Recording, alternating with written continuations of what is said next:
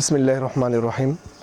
সম্মানিত সুধী, আজকে আমি আপনাদের সামনে গুরুত্বপূর্ণ একটি বিষয় নিয়ে উপস্থিত হয়েছি, যা আমাদের সকলেরই জানা থাকা দরকার।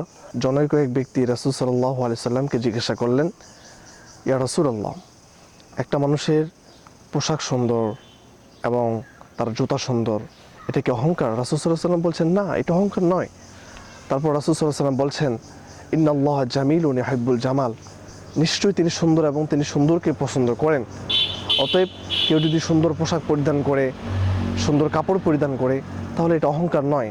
আল্লাহ তাআলা কোরআন কারীমের মধ্যে সূরাতুল আরাফের ৩১ নম্বর আয়াতে বলছেন, ইয়া বানি আদম খুযু যিনাতাকুম ইনদা কুল্লি মসজিদ, হে বনি আদম, আদম সন্তান, তোমরা যখন মসজিদে আসবে তখন সবচেয়ে সুন্দর যে পোশাক সেটা তোমরা পরিধান করে তারপরে মসজিদে আসবে।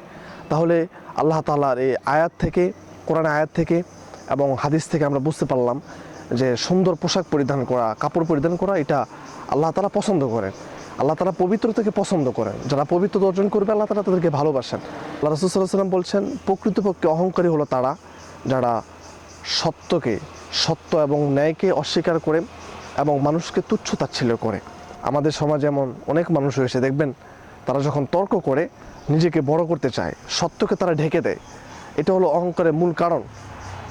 নিজেকে অন্যের থেকে উত্তম মনে করা, এটাও অহংকারের সবচেয়ে বড় কারণ। আল্লাহ তাআলা যখন আদম আলাইহিস সালামকে সৃষ্টি করলেন, শয়তান, তুমি আদম আলাইহিস সালামকে সেজদা করো, তখন তিনি কি করলেন? আল্লাহ তাআলা তখন কোরআন আয়াতে এই কথাটা উল্লেখ করে দিচ্ছেন। আল্লাহ তাআলা বলছেন, ক্বালা মা মানাআক আল্লা তাসজুদা ইয আমারতু ক্বালা আনা খায়রুম মিন খলাকতানি মিন নারি ওয়া খলাকতাহু মিন তিন। সূরা আরাফ 12 নম্বর আয়াত। এটা আল্লাহ তাআলা বলছেন যে কিসে তোমাকে, আমার আদেশ থেকে তোমাকে বিরত রেখেছে, তুমি আদম আলাইহিস সালাম কেন সেজদা করতেছ না? তখন তিনি বললেন, খলাকতানি মিন নার ওয়া খলাকতাহু মিন তিন, যে আমি হলাম আগুনের তৈরি এবং আদম আলাইহিস সালাম হচ্ছেন মাটির তৈরি। আমি কেন নিচে যাব? আমার কাজ উপরে ওঠা, আর আদম আলাইহিস সালাম হলেন মাটির তৈরি, এই জন্য ওনার কাজ হলো তিনি নিচে যাবেন, অতএব আমি তাকে সাজদা করতে পারবো না। তাহলে শয়তান আদম আলাইহিস সালাম থেকে নিজেকে উত্তম মনে করেছে, সে অহংকার করেছে, দাম্ভিক করেছে। অতএব কারো থেকে আপনার নিজেকে উত্তম মনে করা, এটা হলো অহংকারের সবচেয়ে বড় কারণ। এজন্য কারো থেকে নিজেকে উত্তম মনে করা যাবে না।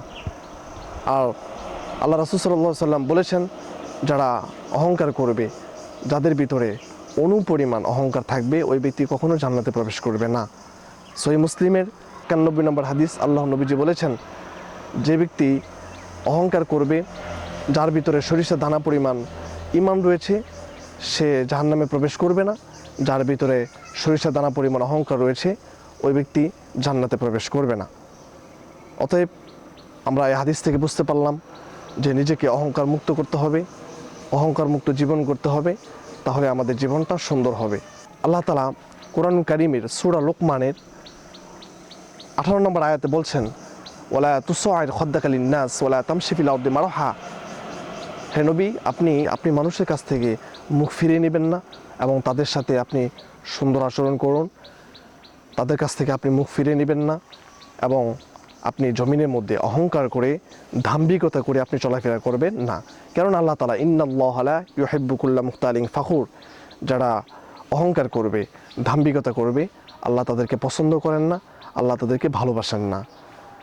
এবং রাসূল সাল্লাল্লাহু আলাইহি সাল্লামের বিভিন্ন হাদিস পাওয়া যায়, সহিহ মুসলিমে, বুখারীতে, বিভিন্ন হাদিস গ্রন্থে পাওয়া যায়। রাসূল সাল্লাল্লাহু আলাইহি সাল্লাম বলেছেন যে তোমরা অহংকার থেকে নিজেকে হেফাজত করো, কেননা যে ব্যক্তি অহংকার করবে সে কখনো জান্নাতে প্রবেশ করবে না। এজন্য অন্যের থেকে নিজেকে উত্তম মনে করা, কাউকে তুচ্ছ তাচ্ছিল্য মনে করা, নিজেকে অন্যের থেকে বড় মনে করা, এটাও অহংকারের সবচেয়ে বড় কারণ। যে আমি বেশি জানি, অমুক ব্যক্তি জানে না, এরকমটা মনে করা, এটাও অহংকারের সবচেয়ে বড় কারণ।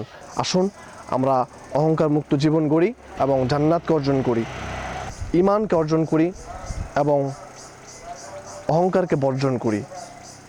সবাই ভালো থাকবেন, সুস্থ থাকবেন। আমার এই কথাগুলো সবাই শেয়ার করে দিবেন, যাতে করে আপনার মাধ্যমে একটা মানুষ ইসলাম সম্পর্কে জানতে পারে এবং শিখতে পারে, যাতে করে আমার এই কথাটা সবার কাছে পৌঁছে যায় এবং আমরা সবাই মিলেমিশে যেন এই কথাগুলোর উপর আমল করতে পারি। সবাই শেয়ার করে দিবেন। সবাই ভালো থাকবেন, সুস্থ থাকবেন। আসসালামু আলাইকুম ওয়া রাহমাতুল্লাহি তাআলা ওয়া বারাকাতুহু।